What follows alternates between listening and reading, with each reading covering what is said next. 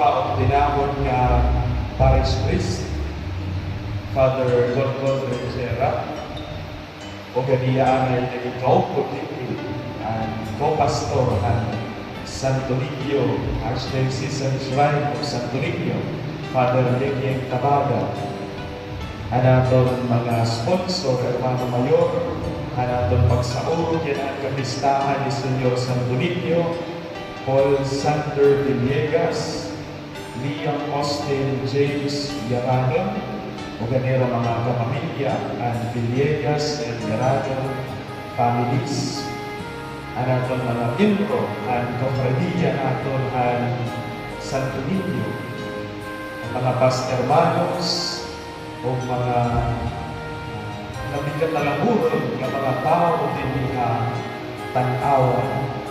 Mao pa niya gabi, mao pa niya Pasko hayon na tanan. O sa ako man, iba nagsirin ka pa rin madali magkamakul naman. Pagkanaw patri, kira ka nakatuloy nga pati, nasa rin niya, mapay-isipin na. Ako may 20 anyos pala mo yan Nga, yung tao, di mapalagaan lang ako mapati. Sakit, baga mag-aaraw, pagparipan. Anyway, mga kapagtuan ko ni Dagan si Kristo, damo ito na akong pasalamat, hindi nga higayon, nga nagatambong ako, hindi nga labi ka grande na selebrasyon. Basta yung mga taga-tanawan nga ni ko rin mag-andam, sapak ko rin kadaan na ito. So mga kabugtuan na binangaan niya itong tanawan, I see familiar faces. Imong Alida, Aadi, ang mga anak, Mr. Laurente, nasa kami na craftsman, ang atong classmate, atong Raven, ang Jasper, nga mga seminarians, mga pais nga niya so it gives me great joy and happiness to be with you in this solemn Eucharistic celebration. So pagpaga na ito ng Diyos, yung pagpiro ka ito, hindi kami galing. So mga kabugtuan ko nila ka ni si Kristo, pasensyahin na lang ko niyo, ako pag-hiri ko mahuman, kung ba? Di dahil tuig 1992, mga kabugtuan, may dausang writer na nagsurat niya yung libro. Hindi na libro kaya yung surat, di rin ganito niya psychologist ang mga tao.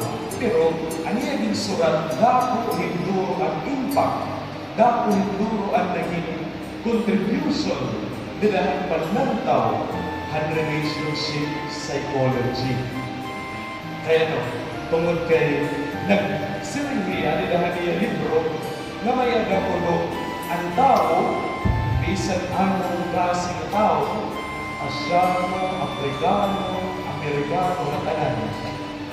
Every person has his love language.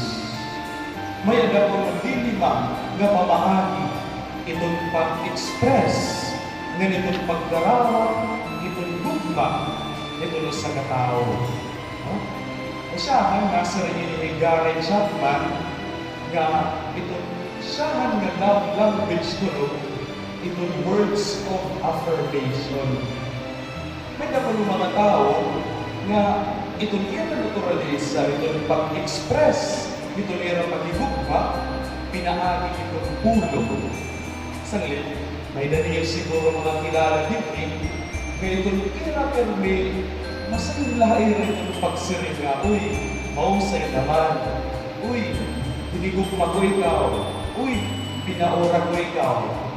So, ini klase ng mga tao, hamo kung iran mga tao na iyamira itong words of affirmation. Sa may na din, ibaga, naiigo. Nasa nga, kamati ko, ako ito. May dalawat ko, nasa ni Gary Chapman, may da mga tao na itong ira pag-express, itong ira pag-ibugma, ganitong ira pagkarawat, itong pag-ibugma, is through physical touch. Their love language is physical touch. Ikatulong na klase ko nung ipagpakita yung paghugma na Sir Gary Chapman is through acts of service. Ito natin mga nanay, especially okay na hirap pag pinalugas, pag pinanluto, tamo ng mga pagservisyo because that is their way of expressing their love. Acts of service. Pagsakripisyo. Ngayon kaupat, nasa rin ni Gary Chapman, may adapulong mga tao, ngayon yung love language is through giving gifts. Mahinakagun, nakakaging regalo. There are people who show their affection, who show their love by giving gifts. Ang ikalima, nasa rin ni Gary Chapman, may dapulo mga tao na itong pagpakita itong pagdugma is quality time. Itong presence. May mga tao na bisan ko diri nga di ka istorya, karuyag lang niya nga aada ka permit iya sakit. Mga tao na bisan ako hararayo, tungod kay importante yan ang adlaw, itong akong anak, mauli ko ako. Bisan ato na abroad, tungod kay Pasko, tungod kay New Year, mauli ko na ang tanawan. Kay kinahanglan karuyat ko era maabat, ang era pagihugma, ang atong presensya, karuyat mo nga makipakita, haera. Amen? So mga kabuktuan, aamoy ni ang lili mga love language. Words of affirmation, physical touch, acts of service, giving gifts, nga, quality time, and presence. Mga kabuktuan, kaya nung gini-istorya ko ini, why am I sharing this to you? This is because hindi niya lili mga pamaagi in pag-express, in pag-igugma, was given to us, was communicated to us by God Himself. Ang Diyos, pinaagihan niya mga pulong, in pagpasaylo, words of affirmation.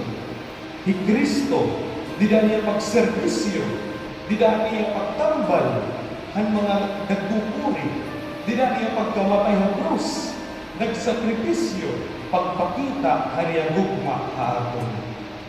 Ni Kristo simulon, hanatong tawhalon nga realidad, pagpakita, nga iini ako, ang Diyos nga diri kinikita, ang Diyos nga misteryoso, ang Diyos nga di kakahadlugan, hanuna nga panahon, haadi, uus nga bata, andang magpakita, in pagigugma, hain.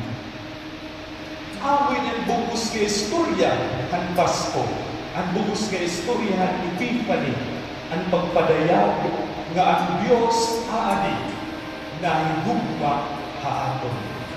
Amula ini ang pamaagi para matambal ang atong tawhadon nga kinaiya, that we imitate the perfect gesture of God in Jesus, na kita maayad nga mga tao. Ito natin mga pulong, gamitin natin dirihin pagpasakit, dirihin pagpaulpul, kundi mga pulong pagtambal. Ito natin mga gamot, dirihin natin gamitin yung pag-abusar, pag-abuso itong iba, pagkastigo itong iba, kundi gamitin natin yung pagpulig na magkatambal kita, that our hands may be instruments of growth and healing, not instruments of punishment and cruelty. So, my dear brothers and sisters in Christ, let us remember this. God in Jesus expressed His love for us. It is now our time to show this love to our brothers and sisters. Because if we say that we love other people, We have to express it. We have to show it. Amen.